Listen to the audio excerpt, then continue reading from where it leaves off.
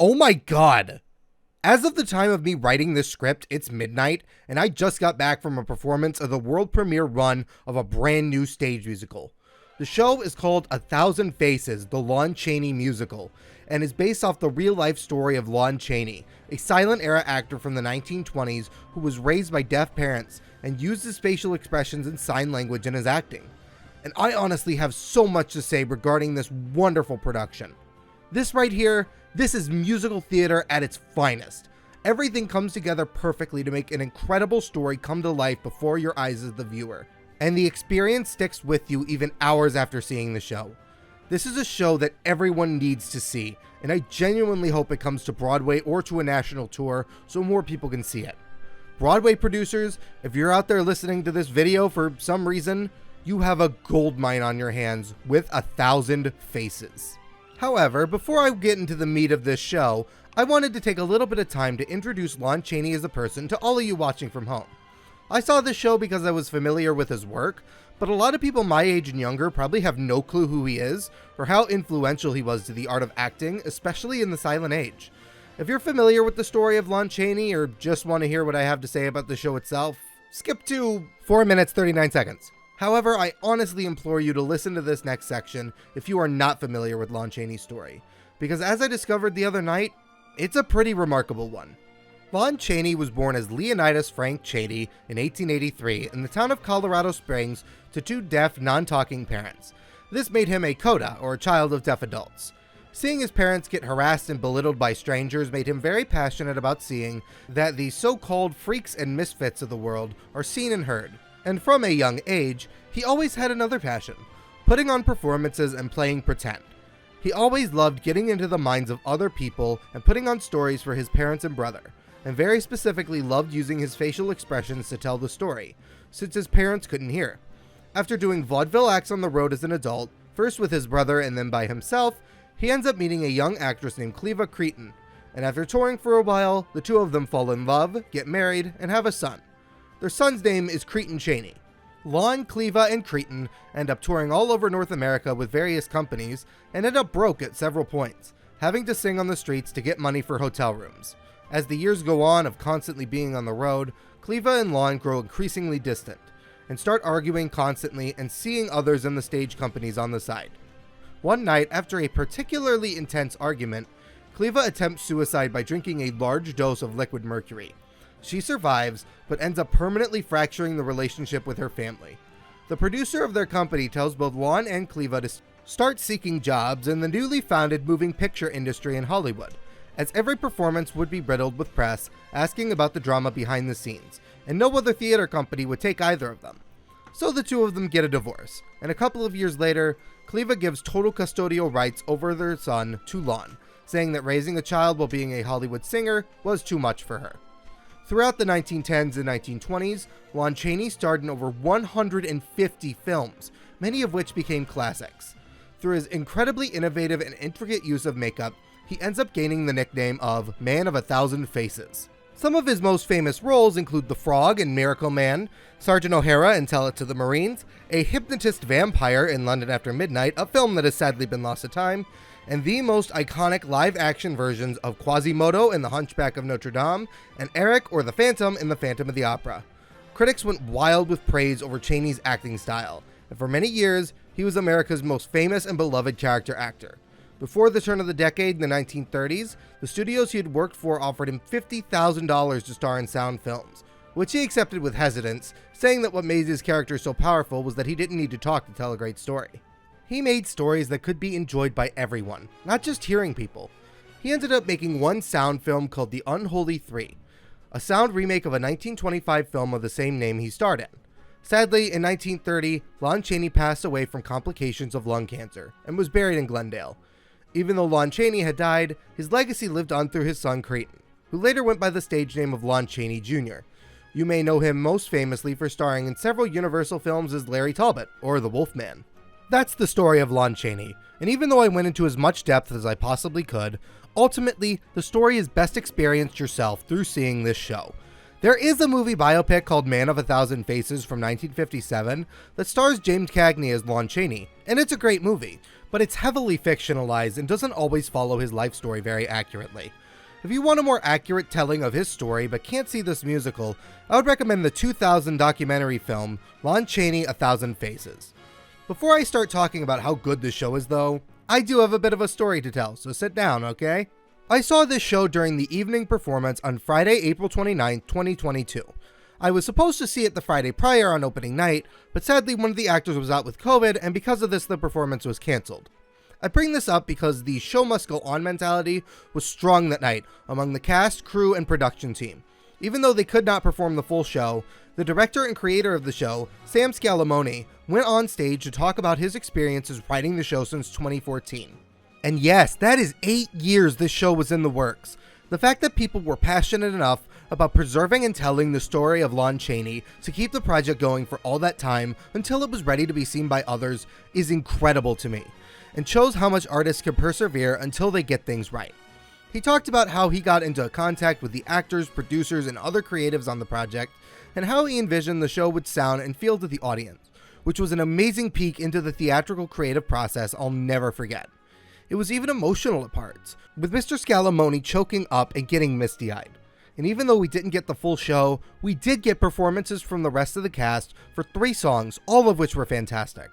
The 3 songs that were performed were Like You, Like Me, Look Ahead, and Didn't He Hear, all 3 of which I'll get to later as I discuss the songs. It was a great selection to introduce the concept and plot to the audience. The performance ended with Lon Chaney, Lon's great-grandson and creative consultant for the show, coming up teary-eyed on stage to congratulate the cast and creative team for bringing his grandfather's story to life. It was such an amazing experience that I don't think I'll ever forget or be ungrateful for. I know this seems unnecessary to bring up for a review like this, since it doesn't impact what I think about the show. I bring it up to show how passionate and dedicated this cast and creative team are to bringing this story to life no matter what. I hope this part of my experience watching the show inspires others, both audience members to see the show and creatives to stick with their projects and allow their passion to show through. Passion intrigues people and helps them become just as attached to your projects as you are. I know it worked on me because after that night, I wanted to see the show more than ever. And thankfully, it didn't disappoint. Even disregarding the incredible experience I had a week prior, 1,000 Faces was still an expertly told story about one of the most passionate and talented actors to ever live.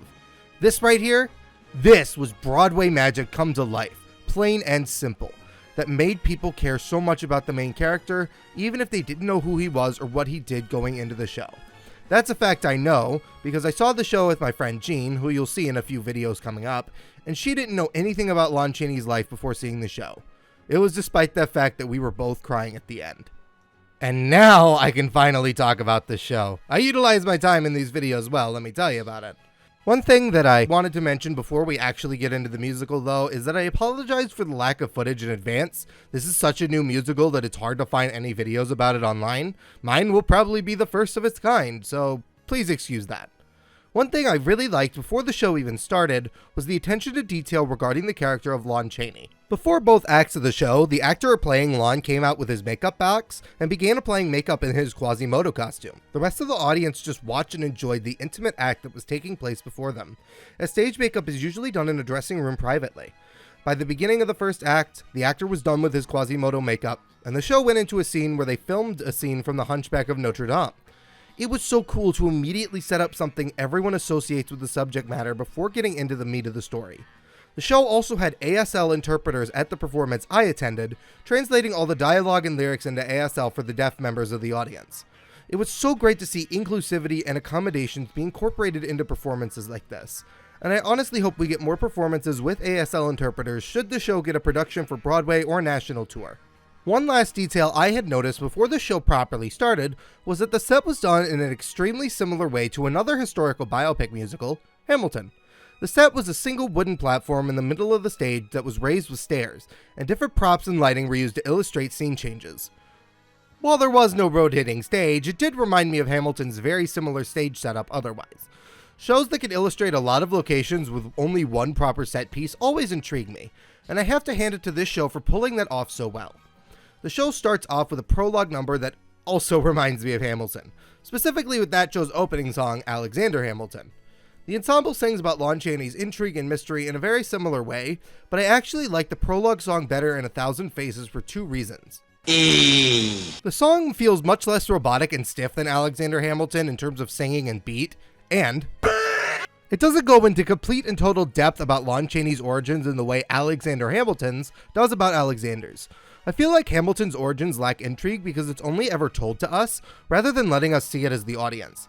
In 1,000 Faces, you see Lon Chaney from when he was a small child, and get to see him from childhood to death. It helps you relate to his character and see his whole story. Not knocking Hamilton entirely, of course, I'll do that in my other videos. This is just one part where I genuinely think this show did it better. One last thing to note is that there aren't a lot of big ensemble numbers, but when the ensemble does come in, the harmonies are really nice. They sound very pleasant and I really enjoyed listening to them. The next song is honestly one of the best in the show, where we see Lon Chaney as a young boy. The scene is about his father, who is deaf, keep in mind, getting harassed by some bullies. Lon scares them off, and his father teaches him a lesson about humanity and the importance of showing kindness to everyone in the excellent song, Like You, Like Me. And this is another instance where the disability representation is important. The actor who played Lon's mother and father in the show were both deaf. Mr. Scalamoni explained in the opening night concert that this song was important to him, because he wanted to have Lon and his father to share a song where the dad didn't have an interpreter or actor singing for him, but still wanted it to make sense to the audience. Their workaround was having the child who played young Lon verbally repeat back some of what the father character was saying in ASL in a way that made the conversation sound natural. It was perhaps the best disability representation I've ever seen in a musical number, and it was amazing how they pulled it off. Mr. Scalamoni also explained how they rewrote several songs over the course of the show's existence, except for Like You, Like Me, because they felt they always had that one right, and they couldn't be more correct. It's my second favorite song in the show and a fantastic number. There's also a song called Let Me Tell You, which shows Lon's connection with his brother after they've been on the road as a vaudeville act, and goes into the acting process. Now, I did acting all the time in high school, and even tried to go for a theater degree in college. And yes, this is actual footage of me in high school acting. So I know quite a bit about the acting process as far as getting into character goes. This song sums up perfectly what it is like to get into character as an actor, and the passion and creativity that come along with it. It also shows the relationship between Lon and his brother John really well. Even though they weren't established for very long in the musical, their relationship felt completely genuine and believable. And that's a huge thing I need to give to this show that I cannot give to a lot of other musicals. The majority of stage musicals inherently feel a little disingenuous to me, just conceptually, and this is coming from somebody who loves musicals. We as humans do not break out into a choreographed musical number every time something interesting or emotional happens in our lives. And as such, musicals as an art form have a very hard time of getting the characters and world to feel 100% believable, natural, and human. It's just the nature of the art form, and not something I hold against any one musical in specific. However, 1,000 Faces had some of the best realized and most human characters I've ever seen in a stage musical. They feel whole, complex, and entirely three-dimensional. Every character has dialogue and character development that feel completely real and realized. And there's not a single bad character in the whole show. Lon, his parents, his ex-wife Cleva, their son Cretan, his brother John, his second wife Hazel, they all feel like real people who really existed. And that's entirely thanks to the excellent writing from Mr. Eric Lane. Mr. Lane, if you're watching this, you knocked it out of the park with this book. Knocking it out of the park is a pretty darn consistent theme with this show. Another excellent aspect of the show are the songs, which are handled by husband-wife songwriting duo Rachel Fogarty, who handled the music, and Kevin Fogarty, who did the lyrics. Almost every single song in this musical is catchy, has excellent lyrics, and utilizes the skills of the actors incredibly well. The previously mentioned Like Me, Like You, and Let Me Tell You are highlights. Along with those songs, Look at Me and its reprise are great for the character of Cleva and her part of Lon's story. Look Ahead is an excellent and inspiring counter to that song that shows the persistence and optimism of Lon Chaney's character. Here in Hollywood is great at showing what the Hollywood industry and actor lifestyle were like for Lon, and Somewhere in a Song is such a beautiful and sentimental ballad about the power of music and performance and how to persevere despite increasingly frustrating circumstances. Didn't He Hear is a wonderfully ironic title to a song about Lon's insecurities entering the age of talking pictures and slipping relationship with his son. One Voice is an excellent finale to the show, where the ensemble gets to show off vocally for a powerful end to the story. But my favorite song in the entire show, without a single doubt, is It's Amazing What the Years Will Do, which belongs to one of my new favorite scenes in all of musical theater, where Cleva comes back to the Chaney residence years later to see her son all grown up. The raw emotional drama and feelings of lost and wasted time in this song and scene are so incredibly powerful and moving. It is a flat-out masterful scene that I hope every theater lover gets to see one day. As a matter of fact, there's only one song in the show I don't particularly care for, and even then, it's a song with a lot of potential. The title song, 1,000 Faces, is poised to be a show-stopping number of sorts, with the whole ensemble taking on the role of reporters and journalists curious about Lon Chaney's acting abilities. It's definitely not a bad song. Hell, there are several musicals I can think of where the best song in the show is still worse than this one. It's just a little too wordy lyrically, and given the fact that it isn't particularly catchy, I think it goes on a little too long. Definitely has potential, I just think it maybe needs a rewrite before the next production. But honestly, if the worst thing I have to say about the musical is one of the songs isn't quite as amazing as the others, you're in a damn good spot. The last thing I have to say regarding this show to prevent this video from going on for forever is that all of the acting was great. In most musicals, I feel like I could pinpoint at least one performance that could have been done better by another actor. Here, every single actor played the part perfectly, and I honestly hope I can see them all again in these roles one day. They were all absolutely terrific, especially the actor who played the older Cretan or Lon Chaney Jr. He stole the show and was an emotional powerhouse in every scene. I really believe that he was Cretan Chaney, and that his struggles with wanting to become an actor against his father's wishes felt so real and earned. Speaking of which, Universal Monster fans are in for a treat with his character towards the end of the show. I won't spoil it, but it was incredibly cool and emotional to see. This show has all the makings of a Broadway masterpiece, and so I hope to see it again one day. I saw this show's world premiere production at the Encore Musical Theater Company in Dexter, Michigan. By the time I get around to uploading this video, the production there will have come and gone, but hopefully we'll get to see a production of some kind on Broadway or for a national tour. This show truly deserves it, and Lon Chaney as a person deserves to have his story told accurately. If you're a fan of Lon Chaney's work or musical theater, I implore you to seek this show out and get it trending. This show needs to be seen by everyone. It's just that amazing, and I know it will only get better with time. To the creative team working on this musical, know you have a masterpiece in the works that will eventually succeed. And to Broadway and theater producers out there, if you're watching my video for some reason, please take this wonderful show and give it the budget it deserves. In an age where every single musical out there is an adaptation of a pre-existing property, this is the kind of show that I would love to see more of. Stories and history deserve to be preserved and celebrated for new generations, and few stories are as incredible as the one of the man of 1,000 Faces. 1,000 Faces, the Lon Chaney musical, gets an easy 9 out of 10 from me, and I know that score will improve the next time I see it. Good night, Underground. Do you know if Lon Chaney, who's a monster movie star? Yes. is that him? No. See?